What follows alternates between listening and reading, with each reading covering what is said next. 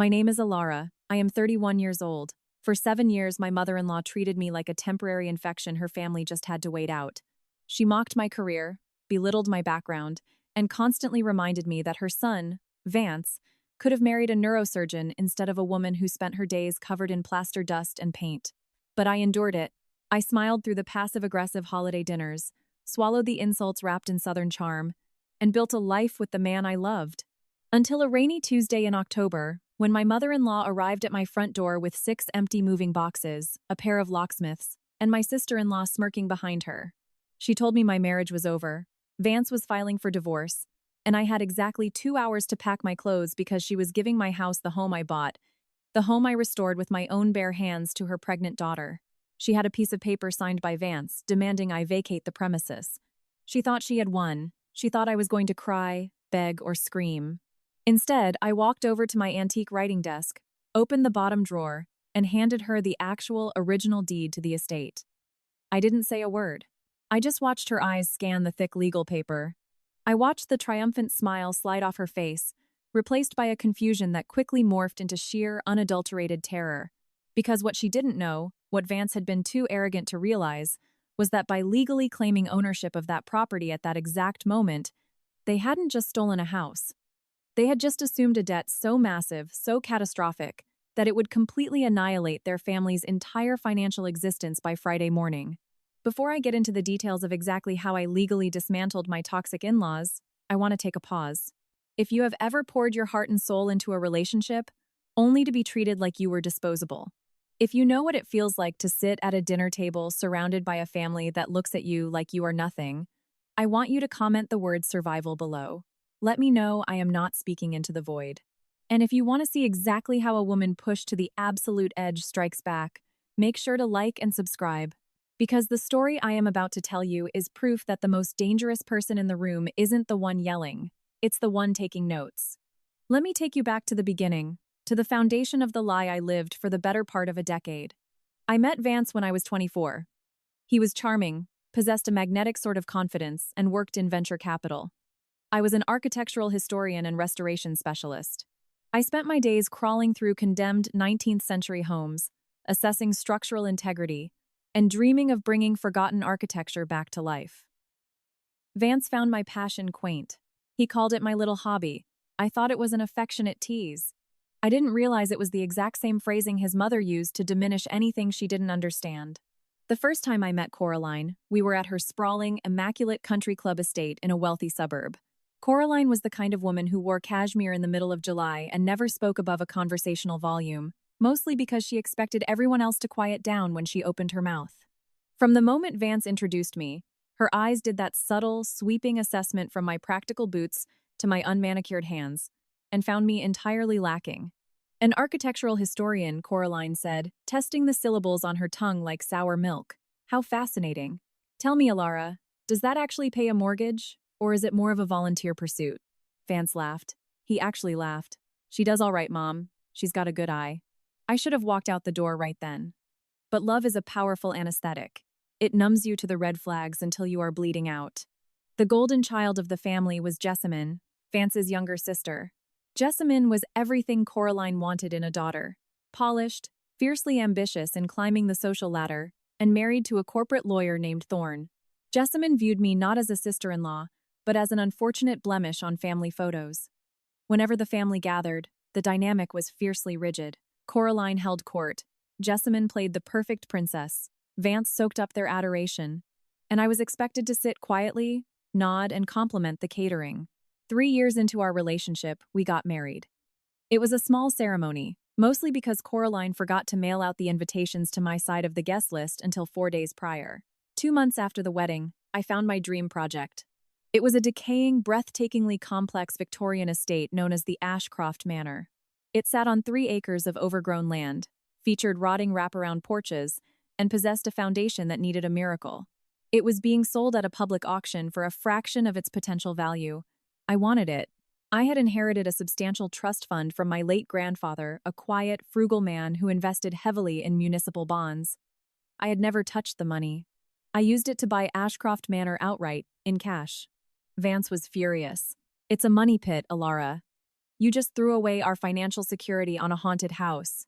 It's my money, Vance, I reminded him gently. And I'm not asking you to lift a finger. I'm going to restore it. Coraline's reaction was far less restrained. When she came to see the property, stepping over debris in her designer heels, she held a scented handkerchief over her nose. Vance, darling, you cannot possibly live here. It smells like poverty and tetanus. Alara, this is reckless. You are a married woman now. Your resources belong to the marriage. To waste them on this garbage dump is incredibly selfish. I swallowed the anger burning in my throat. It's going to be beautiful, Coraline. Just give it time. Jessamine, standing behind her mother, let out a high, ringing laugh. Good luck with that. Let me know when the roof collapses. Thorne and I just bought a newly built modern farmhouse. No asbestos there. They drove away in Coraline's Mercedes, leaving me standing in the dust. Vance didn't stay to help me clear the debris. He said he had a golf game to get to. For the next 4 years, I practically lived inside the walls of Ashcroft Manor. I hired specialized crews for the heavy lifting, but I did the meticulous work myself. I stripped decades of lead paint off the original mahogany staircases. I sourced period-accurate stained glass for the transom windows. I rebuilt the masonry on the 3 massive fireplaces. I bled, I sweat, and I exhausted myself to the bone. Vance contributed absolutely nothing. Not a single dollar. Not a single hour of labor. In fact, he spent those 4 years draining his own income on luxury cars, expensive watches, and high-stakes investments that never seemed to pan out. We kept our finances separate my insistence, mostly because of my grandfather's voice echoing in my head about protecting my assets. By the time I was 30, Ashcroft Manor was finished, and it was a masterpiece. The transformation was so spectacular that it was featured in 2 national architectural magazines. The property value skyrocketed.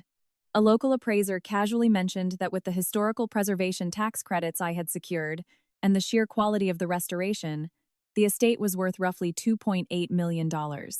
Suddenly, Coraline and Jessamine had a profound change of heart about my garbage dump. It started subtly. Coraline began asking to host her charity luncheons in my solarium. Jessamine suddenly wanted to have her lavish maternity photos taken on the sweeping mahogany staircase.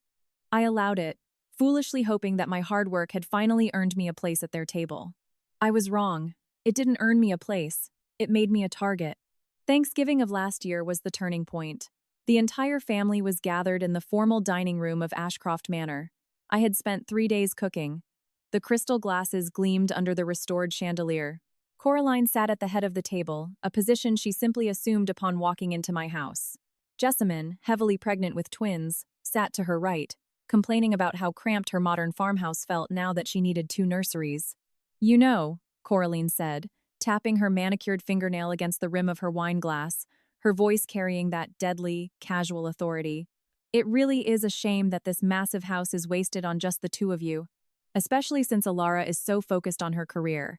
A house like this is meant for a real family, for children. The table went dead silent. I stared at Coraline, my hands freezing over the carving knife. Vance cleared his throat and looked down at his plate. He didn't say a word to defend me. Actually, Mom, Jessamine chimed in, a sweet, venomous smile on her lips.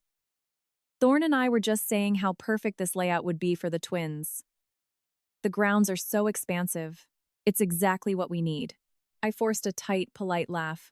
Well, it's not on the market, Jessamine, and I don't plan on moving anytime soon. Coraline locked eyes with me. Life is unpredictable, Alara. Things change. Priorities shift. When Vance realizes what he truly wants, I'm sure arrangements can be made. I looked at my husband, the man I loved, the man I had built this home to share with. Vance? I prompted, waiting for him to shut down this blatant disrespect. Vance took a sip of his wine, his eyes darting anywhere but my face. Let's just enjoy the turkey, guys. No need to talk real estate tonight. He didn't defend me. He placated them. That night, after everyone left, we had the worst fight of our marriage. I told him his mother had essentially threatened my place in my own home. Vance called me hysterical, overly sensitive, and selfish. He told me I was jealous of Jessamine's pregnancy. It's just a house, Alara, he snapped, throwing his tie onto the bed. My sister is having twins. She needs space. You care more about these walls than you do about my family. This is my house, Vance. I bought it. I built it. He stepped closer, his face hardening into something cold and unrecognizable. We are married. What's yours is mine. Don't ever forget that. He slept in the guest room that night. I didn't sleep at all. I lay awake, staring at the intricate crown molding I had painstakingly restored with a toothbrush and gold leaf, and I realized something horrifying. Vance didn't see me as his partner. He saw me as a placeholder. And his family didn't just want my house. They believed they were entitled to it. The next morning, I made an appointment with my grandfather's estate lawyer, a ruthless, brilliant man named Thaddeus. I told him everything. The marriage, the finances, the exact phrasing Coraline had used, and the chilling entitlement in Vance's voice. Thaddeus sat back in his leather chair, steepled his fingers, and asked me a single question. Alara, do you want to save your marriage, or do you want to save yourself? I looked down at my hands. They were scarred from years of manual labor, callous and rough. I had bled for that house. I had bled for that marriage. I want to save my house, I said. And I want them to never ever be able to touch me again. Thaddeus smiled. A sharp, predatory smile. Then we need to talk about Vance's business ventures. Because I did some digging before you arrived. Your husband is drowning, Alara. And he is about to pull you under with him. Unless we build a very specific, very legal trap. That was November. I spent the next 10 months acting the part of the dutiful, oblivious wife. I smiled at Christmas. I bought lavish baby gifts for Jessamine. I let Coraline make passive-aggressive comments about my hair, my clothes, and my cooking without snapping back. And in the shadows, I began laying the bricks for their destruction. To understand the absolute devastation of the trap I laid, you have to understand the depth of Vance's betrayal. When I sat in that leather chair in Thaddeus's office, the air smelled of old paper and expensive cologne. Thaddeus slid a thick manila folder across the mahogany desk. Inside were financial statements, bank records, and loan applications that made my blood run entirely cold. Vance was not just struggling in his venture capital firm. He was drowning in a catastrophic, highly illegal financial nightmare of his own making. He had leveraged millions of dollars in a desperate gamble on a commercial tech startup that had spectacularly imploded 6 months prior.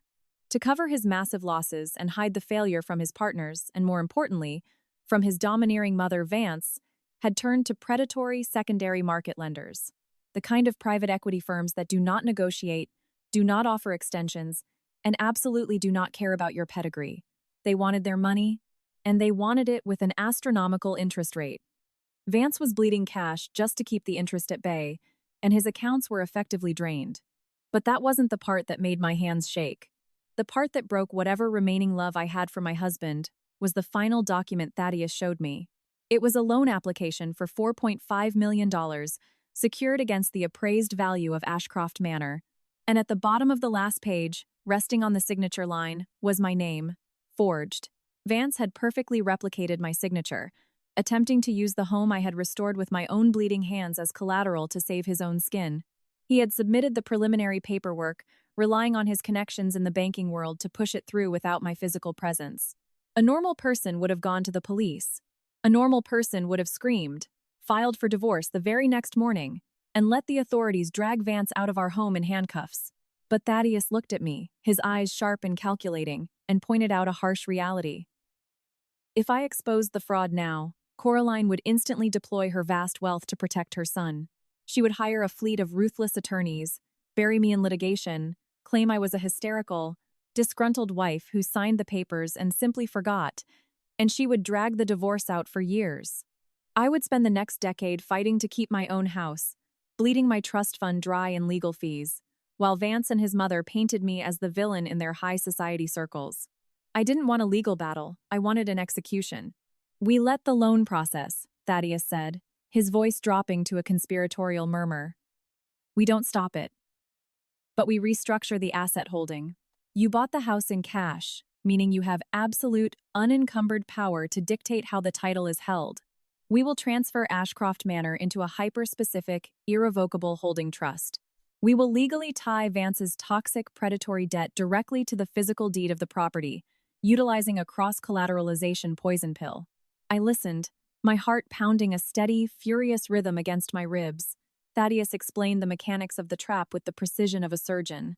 As long as the deed remained in my name, under the protective umbrella of my grandfather's original trust provisions, the debt was frozen in a dormant holding pattern. The lenders could not collect the principal, and the property could not be foreclosed upon. But the absolute second that deed transferred out of my name, the very millisecond anyone else claimed legal ownership of Ashcroft Manor, the protective shield would evaporate. An acceleration clause, buried deep in the fine print of the newly restructured holding company, would immediately trigger. The entire $4.5 million principal of Vance's forged loan, plus millions more in compounded predatory interest and penalty fees, would become instantly, fully, and personally payable by the new title holders. There would be no grace period. There would be no negotiation. The debt would be due in exactly 72 hours, and whoever held the deed would be personally liable for every single penny. It would bypass bankruptcy protections. It would annihilate their credit, seize their assets, and utterly bankrupt them. If they want the house, I whispered, staring at the forged signature on the desk, they take the debt. Exactly, Thaddeus smiled. But they cannot know the debt is tied to the deed. We bury the liability within a labyrinth of corporate shell companies. To Vance and his mother, it will look like you are just stubbornly holding on to a clear, multi-million-dollar asset. They will think they are stealing a gold mine. They won't realize it's a financial landmine until they have already stepped on it. I signed the restructuring papers that afternoon, and then I went home, cooked a beautiful roast chicken dinner, and poured my husband a glass of expensive red wine. I smiled as he complained about his day. I nodded sympathetically as he talked about the stress of his investments. I kissed his cheek before we went to sleep. I became the perfect, submissive, oblivious wife. And every single day for 10 agonizing months, I watched my in-laws dig their own graves. The psychological toll of pretending was exhausting. The tension in the house grew thicker with every passing week. By February, Jessamine had given birth to her twins. Predictably, the modern farmhouse she and Thorne had purchased suddenly felt suffocating. The walls were too thin, the layout was too open, the light was all wrong for the babies. Coraline, playing the role of the devoted matriarch, made it her personal mission to find her golden daughter a more suitable environment. And her eyes were locked entirely on Ashcroft Manor. The subtle comments evolved into blatant, aggressive encroachments. Coraline began showing up unannounced, letting herself in with the spare key Vance had secretly given her. I would come downstairs in my work clothes, covered in dust from restoring the library moldings, only to find Coraline and Jessamine sitting in my formal living room, drinking my tea and pointing at my walls. The wainscoting is a bit oppressive, don't you think? Jessamine said one afternoon, bouncing a crying infant on her knee while glaring at the intricate, hand-carved mahogany panels I had spent 6 months bringing back to life. If Thorne and I lived here, I would paint it all a crisp, bright white. It needs to be modernized. It feels like a museum. A museum of bad taste, Coraline murmured, sipping her Earl Grey. She didn't even look at me as I stood in the doorway. But nothing a good contractor couldn't fix. The bones of the house are magnificent. It just needs a woman with actual refinement to manage it. I gripped the doorframe, my knuckles turning white. I wanted to scream. I wanted to throw their fine china against the restored hardwood floors and physically drag them out the front door. But I pictured Thaddeus's confident smile. I pictured the acceleration clause. I forced my hands to relax, walked into the room, and offered them a plate of scones. It's a very specific style, I said, my voice dangerously calm. Not everyone appreciates history. Coraline finally looked at me, a condescending smirk playing on her lips. History is for people who have no future. You spend so much time obsessing over the past, you don't even realize the world is moving on without you. Vance needs a wife who looks forward, not a maid who plays with sandpaper. When Vance came home that evening, I didn't mention the insult. There was no point. The dynamic had shifted entirely. Vance had grown distant, cold, and incredibly arrogant.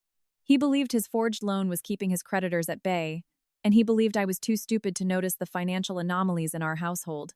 He started picking fights over the smallest things, a misplaced shoe, a late dinner, a light left on in the hallway. He was building a narrative. He was manufacturing a reason to leave me, making sure his family saw him as the suffering, patient husband dealing with an erratic, obsessive wife. In May, the trap required a critical piece of bait. If I simply handed over the house, Vance would be suspicious. He was greedy, but he wasn't a complete idiot. He needed to believe he had outsmarted me. He needed to believe he was forcing my hand through sheer legal brilliance. I instructed Thaddeus to file a very quiet, very subtle inquiry into Vance's hidden assets, using a private investigator. I made sure the inquiry was clumsy enough that Vance's banking contacts would flag it and alert him. I needed Vance to panic. I needed him to think I was on the verge of discovering his financial ruin, and that I was preparing to divorce him and take the house with me. The reaction was immediate and explosive. Vance burst into the house one evening, his face flushed with rage. He accused me of snooping, of violating his privacy, of trying to ruin his reputation. I played the part perfectly, I cried. I shouted back. I told him I didn't trust him anymore. You don't trust me? Vance sneered, stepping into my personal space, his eyes cold and dark. You live in a fantasy world, Alara. You contribute nothing to this family's legacy. I have protected you. I have tolerated your little hobbies. But I am done playing the supportive husband to a woman who constantly undermines me. Then leave, I screamed, tears streaming down my face. Tears that were genuinely born of exhaustion, but not of heartbreak. Get out of my house. Your house? He laughed, a cruel, echoing sound that bounced off the high ceilings. We'll see about that. You think because you bought the raw land, you own the equity? I've paid for the upkeep. I've maintained the taxes. My lawyers will tear your precious little trust to shreds. He was lying, of course.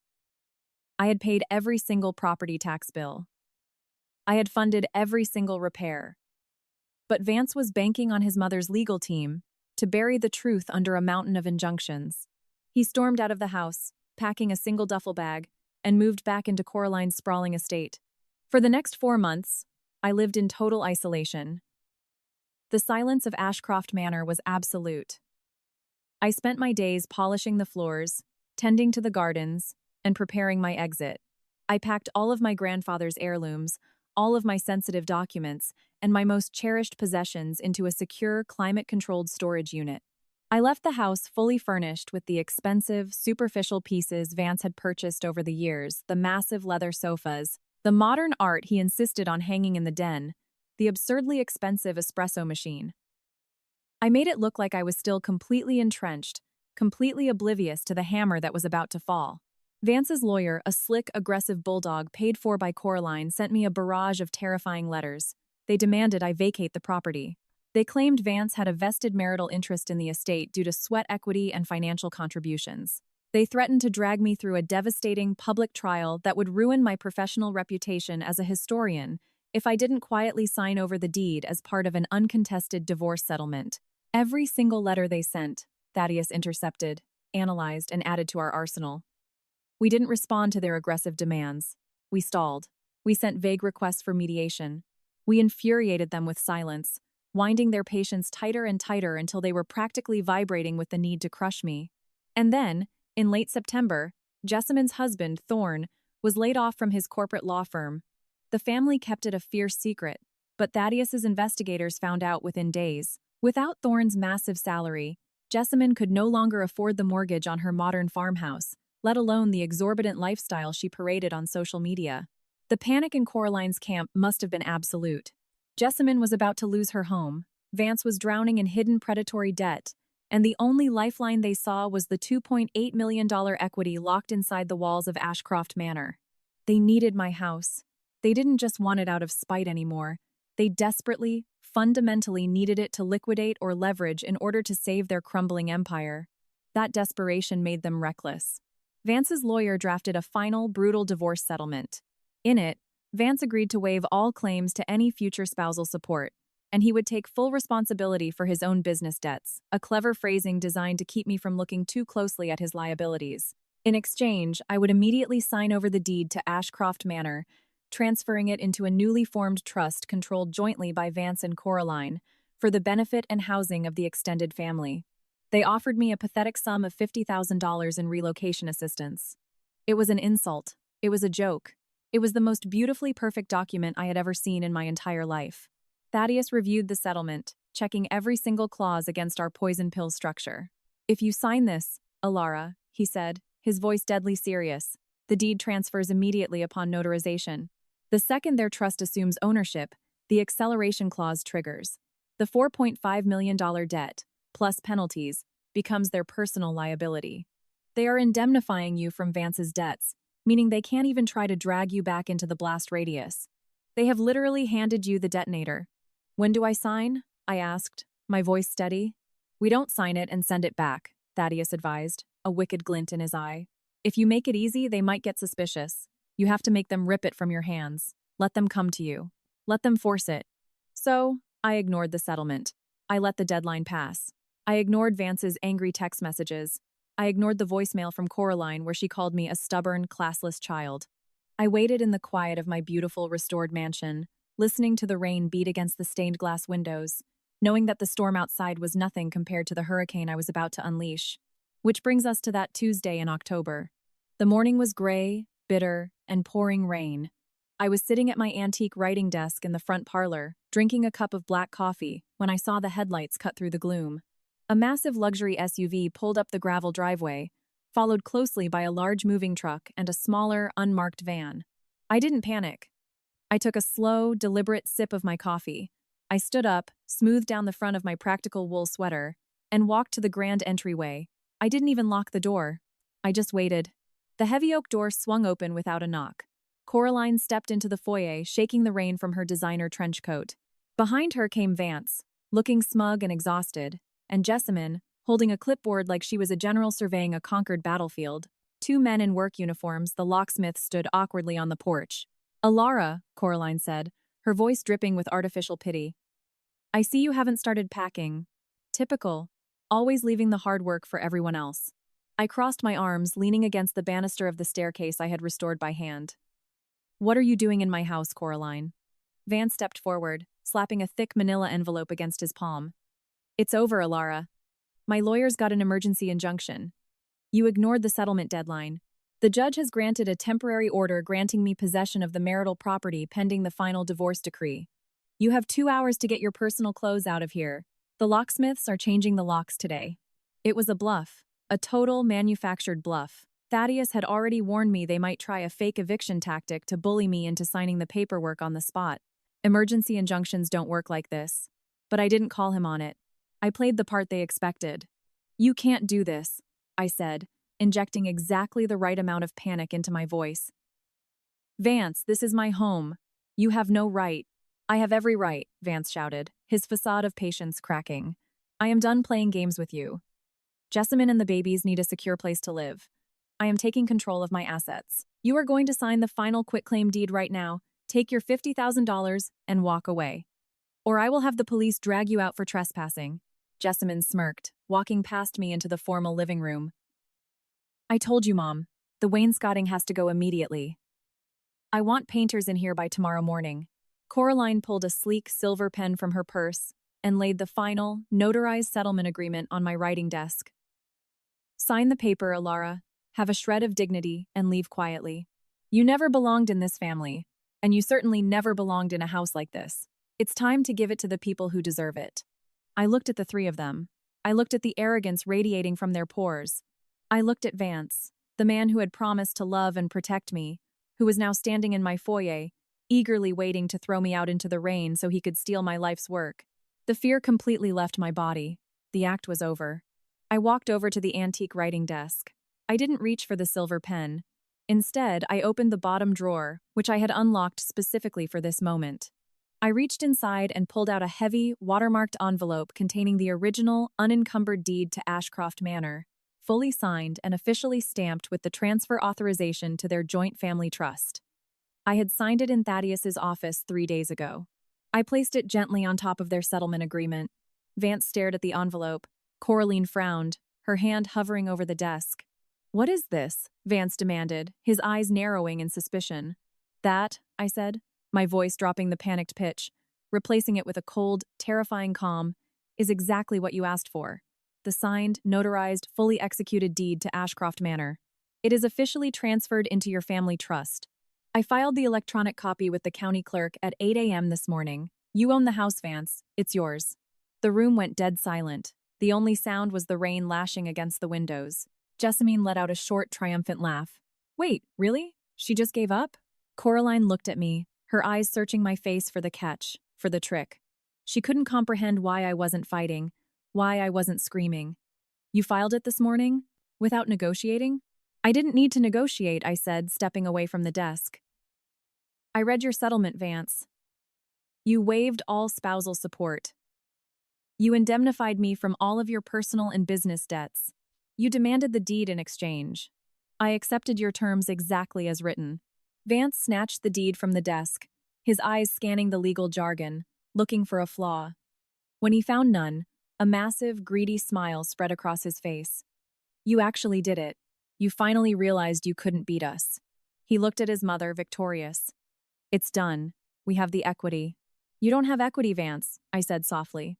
He paused, looking back at me. What did you say? I said, you don't have equity. I reached into my bag resting on the armchair and pulled out a second envelope. A thin, red-bordered envelope sent via certified mail from a private equity lending group. I kept the house in a protective trust, Vance. But yesterday I authorized the release of the cross-collateralization block. Because you see, I found out about the $4.5 million you borrowed against my house using my forged signature. All the color instantly drained from Vance's face. He physically staggered back, hitting the edge of the desk. Vance? Coraline snapped, her head whipping toward her son. What is she talking about? What loan? Shut up, Alara, Vance hissed, his voice shaking. The triumphant posture had completely evaporated, replaced by the frantic, hollow look of a cornered animal. He looked at his mother, then at Jessamine, his hands trembling slightly as they gripped the deed. She's lying. She's just trying to scare us. It's a scare tactic. Am I? I asked, pulling a single sheet of paper from the red-bordered envelope and placing it delicately on the desk, right next to the silver pen Coraline had offered me moments before. This is a notice of acceleration. Your predatory lenders don't mess around, Vance. They monitor title transfers algorithmically. The second the county clerk processed the deed transfer into your family trust at 8 o'clock this morning, the protective veil lifted. The acceleration clause triggered automatically. Coraline snatched the paper from the desk. She read the bold, stark lettering at the top. I watched her perfectly manicured hands begin to shake.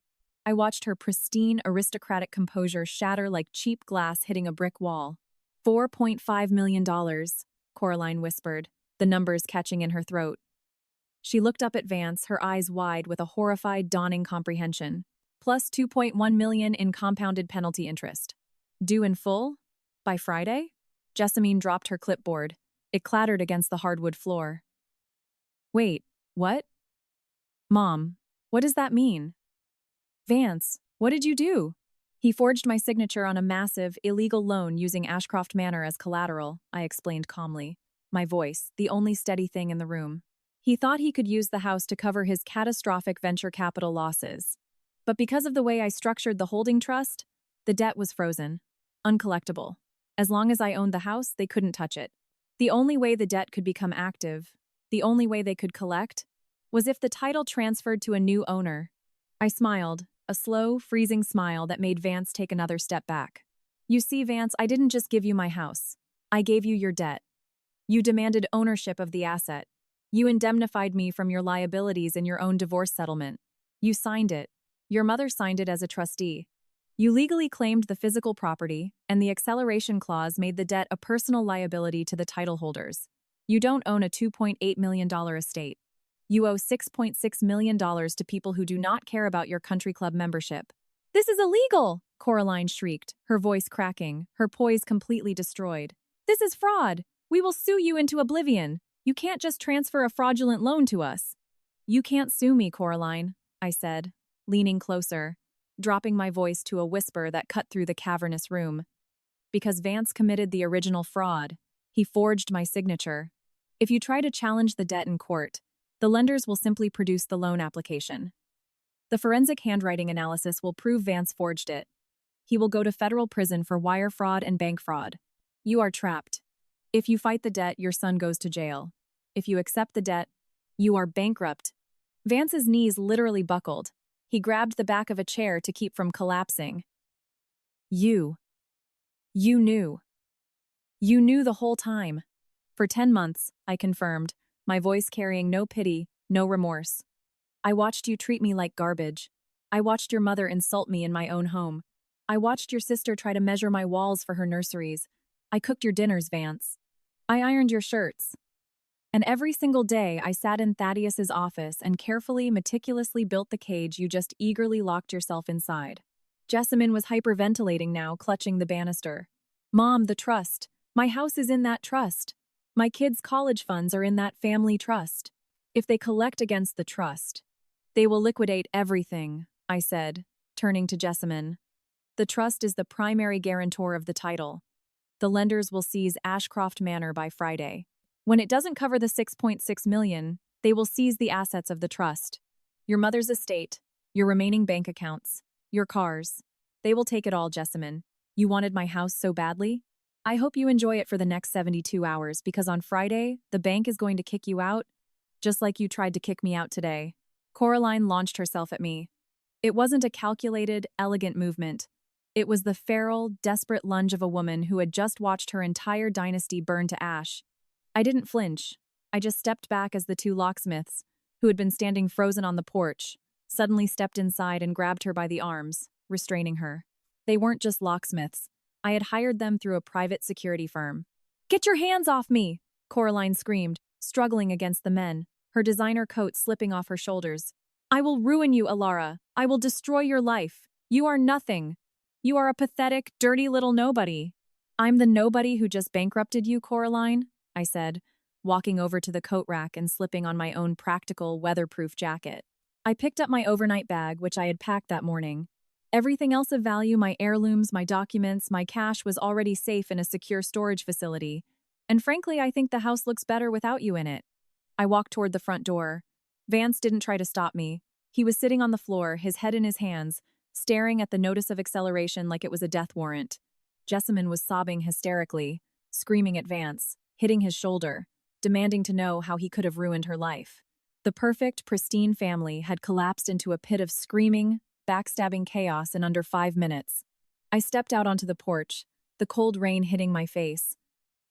I looked back at the beautiful, imposing structure of Ashcroft Manor. I had bled for that house. I had loved that house. But as I walked to my car, I realized I didn't miss it, because the true value of the house wasn't in the mahogany or the stained glass. The true value was that it had finally bought me my absolute, undeniable freedom. I got into my car, started the engine, and drove down the long gravel driveway. I didn't look back in the rearview mirror. The fallout was catastrophic, precise, and entirely public. I drove straight from Ashcroft Manor to a boutique hotel in the city, where Thaddeus was waiting with a bottle of very expensive, very dry champagne.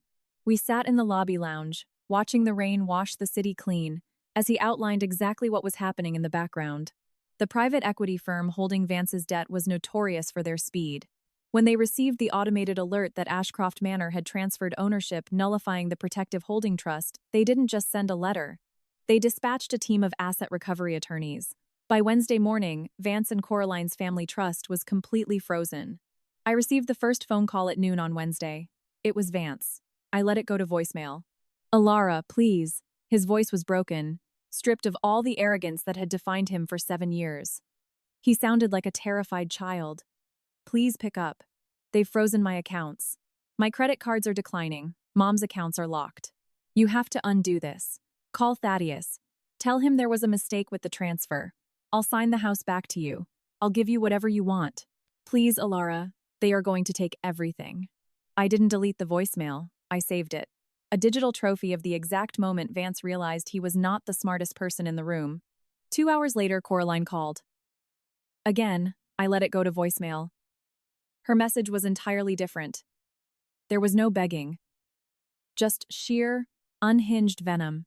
"You little witch," she hissed, her voice vibrating with a rage so profound it distorted the audio. "You set us up. You planned this. I have my lawyers looking at the transfer. We will prove you acted in bad faith. You cannot walk away from a marriage and leave us holding a fraudulent debt. I will see you in court, Alara. I will drag your name through the mud until you can't even get a job sweeping floors in this city." I forwarded her voicemail to Thaddeus. He replied with a single text message. "Let her try. Fraud voids bad faith claims. She has no standing. Drink your champagne." Thursday was the day the social dominoes began to fall. Coraline and her family existed in a world where appearances were currency. To be wealthy was expected. To be poor was a tragedy. But to be publicly disgraced by a predatory loan default was a social execution. Word leaked out. It always does when millions of dollars are involved. A clerk at the county courthouse noticed the massive lien attached to the new title transfer. A junior associate at the private equity firm whispered to a friend at a country club mixer. By Thursday evening, Coraline's phone had stopped ringing with invitations to charity galas, and started ringing with panicked calls from the country club board members, politely inquiring about the rumors regarding her family's financial stability. Jessamine's situation was arguably the most pathetic. She had built her entire identity on being the wealthy, effortless, perfect mother in her gated community. When the family trust was frozen, the auto draft for her husband Thorne's leased Porsche bounced. The dealership sent a recovery agent to her house. They repossessed the car right out of her driveway while her neighbors watched through their pristine, plantation-shuttered windows. Jessamine called me that night from a burner phone. I answered only because I was curious. Alara? She was crying so hard she could barely form the words. Alara, they took Thorne's car. My credit cards won't work at the grocery store. I have babies, Alara. You can't do this to my babies. You hate me, I know you do, but please, you can't punish my children. I listened to her sob, feeling a strange, hollow detachment. I didn't punish your children, Jessamine. Your brother did. He forged a loan. Your mother enabled him. And you demanded a house that didn't belong to you. I didn't take your money. I just stopped letting you take mine. But you can fix it, she screamed, the desperation turning ugly. You have your grandfather's money. You can pay off the debt. You can clear the title. We are family. We were never family, I said quietly. You made sure of that every single day for 7 years. I suggest you pack whatever you can fit in your SUV, Jessamine, because the bank is coming for the farmhouse next. I hung up the phone and blocked the number. Friday morning arrived. The deadline. The private equity firm did not extend grace. They did not care about Coraline's pedigree or Vance's sob stories about marital disputes. At exactly 9 a.m., they filed a massive, devastating lawsuit in federal court, executing the acceleration clause against the family trust. Because the trust was the legal guarantor of the title, the firm immediately moved to seize Ashcroft Manor. But they didn't stop there. Because the debt far exceeded the appraised value of the house, they placed emergency liens on everything the trust touched. Coraline's sprawling, immaculate country club estate, liened. Vance's venture capital partnership shares, frozen and seized pending liquidation. The investment accounts Coraline had meticulously managed for decades, wiped out to cover the immediate penalty fees.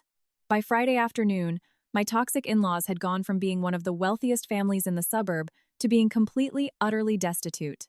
The climax of their destruction happened at 3 p.m. I know, because I drove by to watch. I parked my car at the end of the long gravel driveway of Ashcroft Manor. The rain had cleared, leaving a crisp, bright autumn afternoon. I sat in the driver's seat, the engine idling, and watched the scene unfold with a terrifying, serene clarity.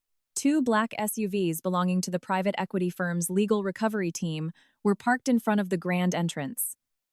4 men in dark suits were standing on the porch. Vance was there, pacing frantically, screaming at a man holding a clipboard. Coraline was sitting on the front steps, her face buried in her hands, looking smaller and older than I had ever seen her. They were being locked out. The firm wasn't waiting for a lengthy foreclosure process. Because the debt was tied to a commercial cross-collateralization clause that Vance had foolishly agreed to in his original forged paperwork, the firm had the right to immediate physical possession of the collateral upon default.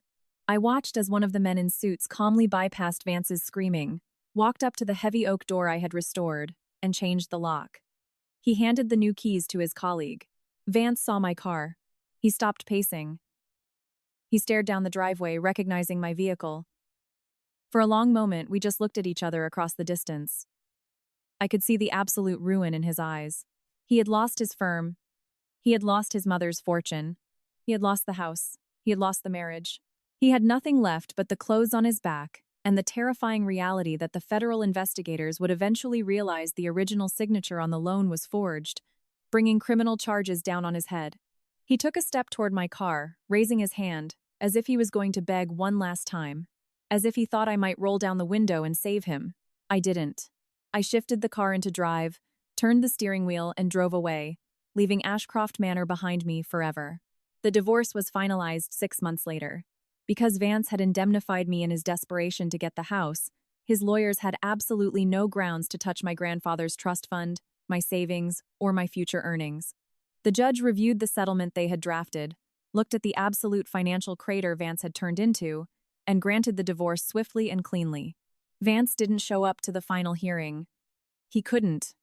He was under federal indictment. When the private equity firm liquidated the assets to cover the $6.6 million debt, They conducted a mandatory audit of the original loan documents. The forensic accountants immediately flagged my signature. The FBI became involved.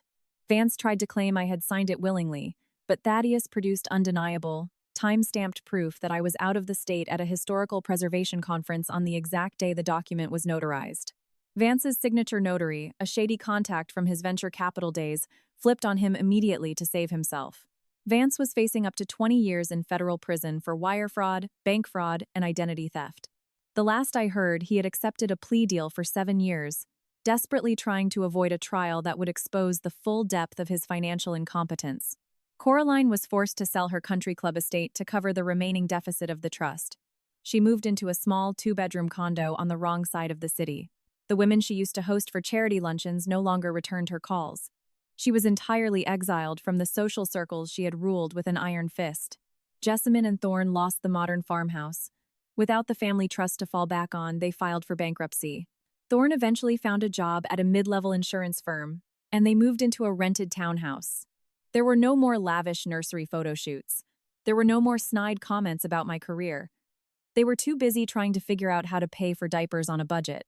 And me? I am 32 years old now. I took the money from my grandfather's trust, the money Coraline and Vance had never been able to touch, and I moved to a quiet, historic coastal town 3 states away. I bought a small, dilapidated Victorian cottage overlooking the ocean. It doesn't have grand mahogany staircases or mass. I spend my days sanding floorboards, sourcing antique fixtures, and watching the tide roll in. I don't answer to anyone. I don't sit at dinner tables where I am treated like an inconvenience. I don't shrink myself to make room for people who want to consume me. I lost Ashcroft Manor. I lost 7 years of my life to a family that saw me as nothing more than an obstacle to their own greed. But sitting here on my porch, listening to the ocean, feeling the rough grit of sandpaper beneath my fingers, I know the trade was worth it. I didn't just survive the trap they built for me. I studied the blueprints, reinforced the steel, and let them lock the door from the inside. Before I continue with the final chapter of this story, let me ask you something. Have you ever had to walk away from something you built, something you loved, just to save your own sanity? If you have ever burned down your own house to kill the wolves inside, I want you to drop an emoji in the comments. And if you're enjoying this story of absolute clinical justice, please hit that like button. It tells the algorithm that stories of resilience matter. Now, let me tell you about the letter I received a year after the dust had settled, and the final quiet revenge that came with it. It was a Tuesday in early November. The coastal air was sharp with salt, and I was sitting on the front porch of my newly restored Victorian cottage, drinking tea and watching the gray waves crash against the shoreline. The mail carrier had dropped off a small stack of envelopes. Most were bills or catalogs for antique hardware, but one stood out. It was a heavy, cream-colored envelope, written in a shaky, overly deliberate script I hadn't seen in over a year. It was from Coraline. I stared at it for a long time. My first instinct was to throw it directly into the wood stove burning in my parlor. I had no desire to reopen the tomb of my past. I had spent 12 months meticulously excising the venom of the Vance family from my nervous system. I slept through the night now. I didn't flinch when my phone rang. I had peace. But curiosity is a strange, persistent thing. And, if I was being entirely honest with myself, a small, dark part of my soul wanted to see what a woman who had lost her empire sounded like when she was forced to write from the ruins. I opened the envelope with a silver letter opener. The stationery was cheap, a far cry from the embossed, custom watermarked paper Coraline used to demand. The handwriting was uneven, the ink slightly smudged in places. Elara, I imagine you will throw this away, but I am writing it anyway. My therapist tells me I need to find closure, to take accountability for the events that led to the collapse of our family. I find the concept exhausting, but I am trying. Vance was transferred to a medium security facility in Pennsylvania last month. I visited him on Sunday. He looks terrible. He is thin and he doesn't speak much. He spends most of his time reading law books, as if he can find some loophole to undo what he did. It breaks my heart to see my son reduced to this. I blame you, of course. A mother's instinct is to protect her child, and you were the architect of his ruin. You knew the gun was loaded, and you handed it to him. But in the quiet moments, in this dreadful, cramped apartment where the heating barely works and the neighbors play loud music until midnight, I find myself thinking about the Thanksgiving dinner at Ashcroft Manor. I think about the way you looked at me when I told you the house belonged to a real family. I underestimated you. I mistook your quiet nature for weakness. I thought because you worked with your hands, you lacked the intellect to play our game. I was wrong. You didn't just play the game, Alara. You flipped the entire board. Jessamine won't speak to me. She blames me for encouraging Vance, for pushing the family trust to absorb the house. She is struggling with the twins in a rental that smells like stale smoke. My friends pretend they don't see me at the grocery store. I have nothing left but the memories of what I used to be. I am not asking for your forgiveness. I know better than that. I am simply acknowledging that you won. You destroyed us. I hope the victory keeps you warm at night, because it is a very cold world when you burn all your bridges. Coraline. I read the letter twice. I didn't feel a rush of triumph. I didn't feel anger. I felt an overwhelming, profound sense of pity. Coraline still didn't understand. Even now, stripped of her wealth, her status, and her golden son, she still believed the narrative that I was the villain. She believed I had orchestrated her downfall out of malice, out of a desire to destroy her family. She couldn't comprehend the simple, brutal truth. I hadn't done anything to them. They had done it to themselves.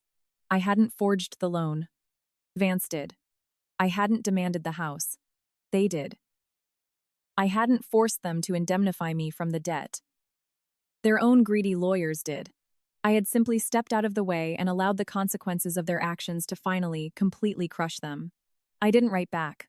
I folded the letter, walked into my parlor, and tossed it into the wood stove. I watched the cheap paper curl, blacken, and turn to ash, carried up the chimney and out into the cold sea air. That was my closure. A few weeks later, I received a phone call from Thaddeus. We still spoke occasionally.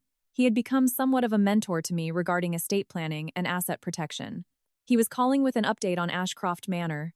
They finally sold it, Thaddeus said, his voice crackling slightly over the speakerphone as I painted a salvaged window frame. The private equity firm unloaded it at a commercial auction to recoup the remainder of Vance's debt. You'll never guess who bought it. A developer? I asked, imagining my beautiful, painstaking restoration being gutted to create sterile, luxury condominiums. No, Thaddeus chuckled.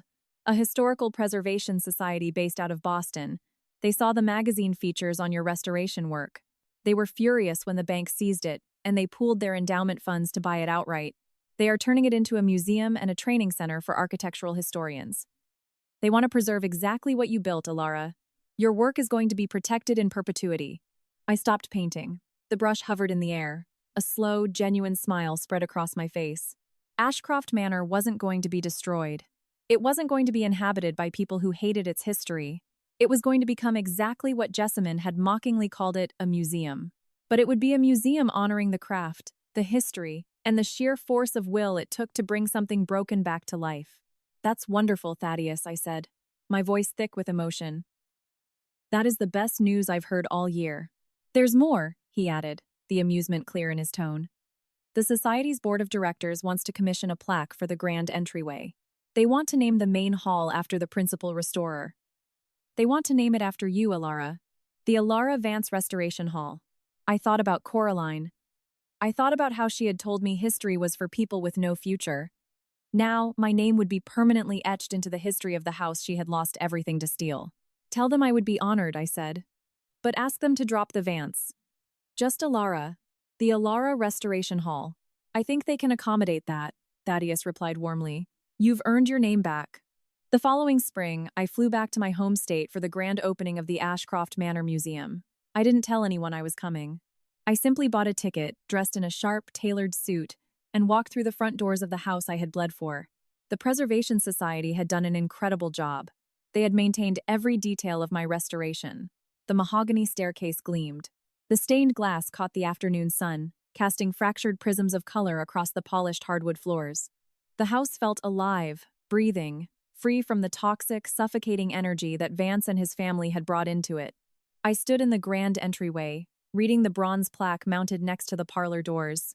The Alara Restoration Hall, dedicated to the vision, resilience, and masterful craftsmanship that brought this history back to the light. I traced my fingers over the raised lettering. I felt a profound sense of peace settle over my bones.